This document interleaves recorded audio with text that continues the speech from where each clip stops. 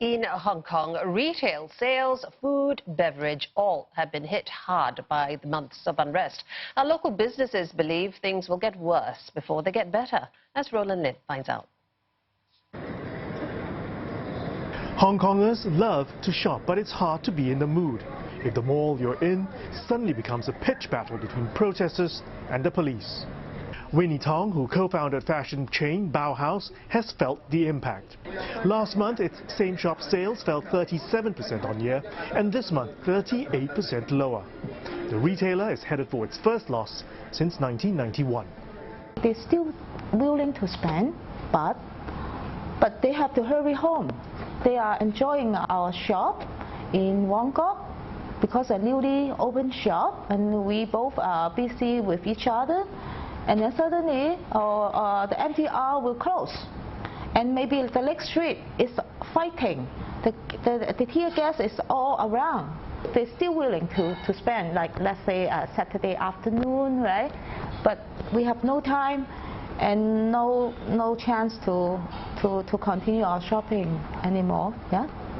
For Bauhaus, the impact has been worse than the SARS pandemic, when the retailer only lost money for 2 months. 6 months into the current political turmoil with no end in sight, Mrs. Tong has had to make cuts. In general, the landlord still insists their situation, their position now. Only give a very short-term rent reduction for only maybe 20% or 30% or even 10%. And some landlord may ask you to pay back when the environment, atmosphere recover. So it didn't help anything at all. So we closed 5 to 6 shops already. Bauhaus has over 70 retail outlets both in Hong Kong and Macau, and have also had to lay off about 10% of its staff. The city has slipped into a technical recession in the third quarter, but more worryingly, most are expecting prospects to be bleak in the next 12 months. Small and medium-sized enterprises, which employ about half the city's workforce, 1.3 million people, have hit a rough patch. About 2/3 of professionals from the accounting and finance sector expect Hong Kong's economy to contract in 2020. 73% believe that the city's competitiveness will decline, according to a survey by CPA Australia. Roy Low, head of the Hong Kong division, says that the continuing social unrest is making an already tough situation with the US-Sino trade tensions worse.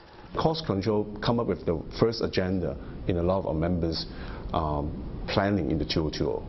So that, for example, they will consider about, do they still keep such a large workforce in Hong Kong?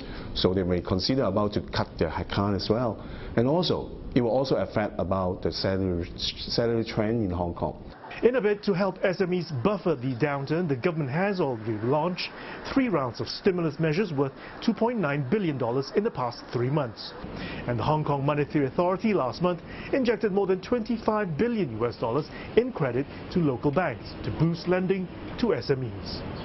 Roland Lim, CNA, Hong Kong.